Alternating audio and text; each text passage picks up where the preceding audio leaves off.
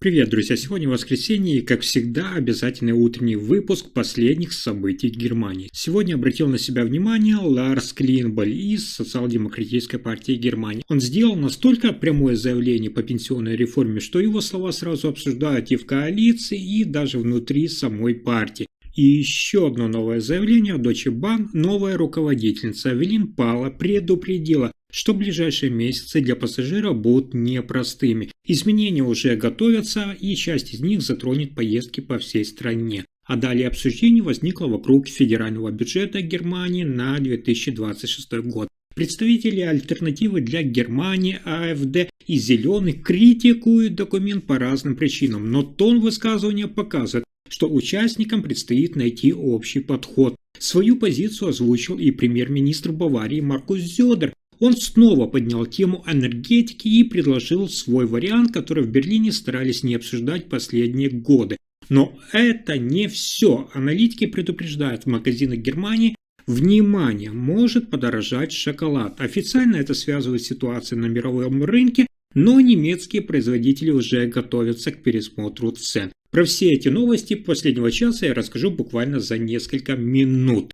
Итак, в Германии формируется серьезный спор вокруг пенсионной реформы. Лидер социал-демократической партии Ларс Клинбаль заявил на съезде своей партии, цитата: «Больше никаких изменений в уже принятом пенсионном пакете». Он подчеркнул, что закон о гарантиях пенсий принят в правительстве и будет проходить через Бундестаг именно в таком виде. Клинбаль напомнил, что СДПГ, Социал-демократическая партия Германии, уже пошла на компромиссы ради стабильности. Важные элементы реформы – это гарантированное пенсионное обеспечение, были согласованы после долгих дебатов. Но теперь, по его словам, любые новые предложения из фракции просто недопустимы. Цитата: «Я вам говорю очень ясно, этот закон больше не будет меняться». Причина такого акцента в его высказывании – это активная позиция молодежной части Христианско-демократического союза, которая предлагает скорректировать условия реформы. Клинбаль считает, что подобные требования могут осложнить работу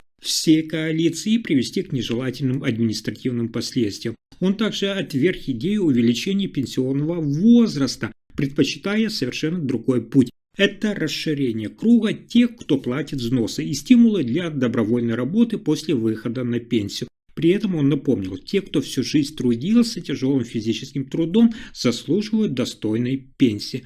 Это заявление Клинбаля – сигнал, что Социал-демократическая партия Германии СДПК намерена придерживаться принципов социальной политики и избегать корректировок, которые могут изменить уже согласованные пенсионные обязательства. И если другой части коалиции не удастся договориться, ситуация может перейти в более длительную фазу обсуждений.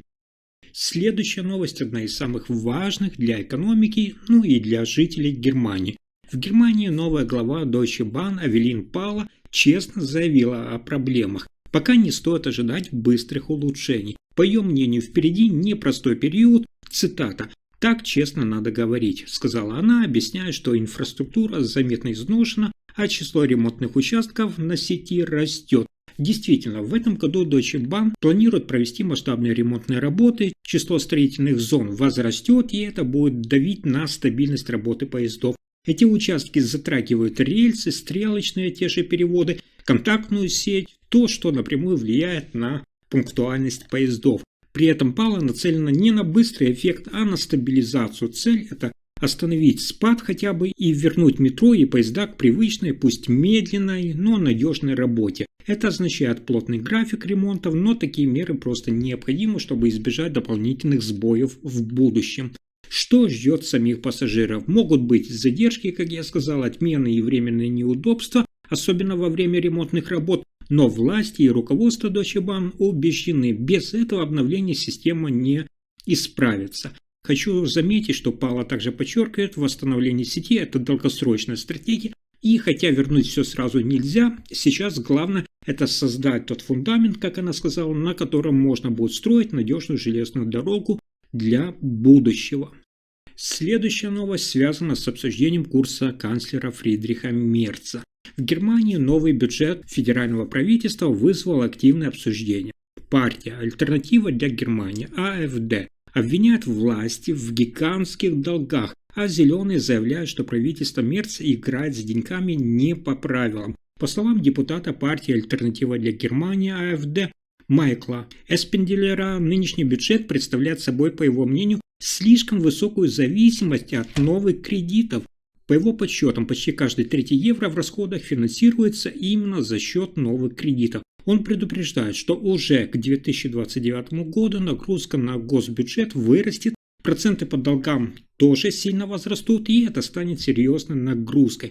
Зеленые тоже не молчат. Бюджетный эксперт Себастьян Шефер говорит, что часть средств из огромного специального фонда, о котором я вам рассказывал, для инфраструктуры и климата на самом деле используется не для новых проектов, а просто перекладывается, чтобы прикрыть дефицит. По его мнению, средства используются не самым оптимальным образом, что не всегда приводит к реальным инвестициям. Более того, Шефер подчеркивает, деньги на гуманитарную помощь урезают ровно там, где Германия могла бы проявить себя сильной и социальной. Для правительства Мерца это большая головная боль, критика поступает и слева, и справа, решение, на которое намекают оппоненты, это более прозрачное распределение долговых средств, жесткий контроль над специальными фондами и отказ от привычки прибегать к новым кредитам ради текущих нужд. Если такого контроля не появится, тогда бюджет 2026 года может стать основой нового долгового этапа Германии.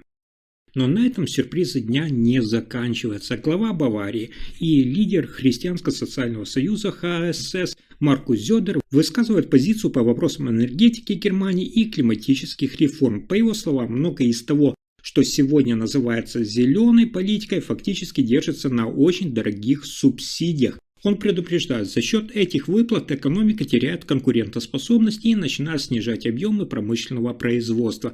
Зёдер говорит, что высокий уровень субсидий на газ и возобновляемую энергию искажает рынок, государство не восполняет расходы за счет частного сектора, а направляет значительные средства в отрасль. При этом Германия отказывается от добычи газа даже там, где это было бы экономически разумно, и отключает атомные станции, хотя это могло бы принести дешевую и стабильную энергию. В ответ на это Зёдер призывает к переменам. Он предлагает серьезно подумать о возвращении к атомной энергетике, в том числе к мини-реакторам, которые, по его мнению, позволят снизить зависимость от субсидий и укрепить устойчивость энергетической системы. Если его предложение будет принято, Германия может уйти от политики высоких выплат и построить ту систему, основанную на более стабильной и доступном источнике энергии. И это только начало. В Германии сладкоежкам стоит быть готовым. Цены на шоколад могут заметно увеличиться. Причина – это стремительный рост стоимости какао-бобов. Из-за неблагоприятных погодных условий в странах-производителях, таких как Кот-д'Ивуар и Гана, урожай падает, а поставки какао дорожают. Это уже отражается в статистике. За последние годы шоколад стал заметно дороже. По данным национального анализа, цена на некоторые виды шоколада в Германии выросла почти на 40%. Для производителей это непростая ситуация. Они вынуждены повышать цены, чтобы покрыть расходы, и часть этой наценки будет ложиться на кого? На плечи потребителей. Если информация оказалась полезной, ставьте лайк, подписывайтесь на канал и делитесь видео. Спасибо за просмотр.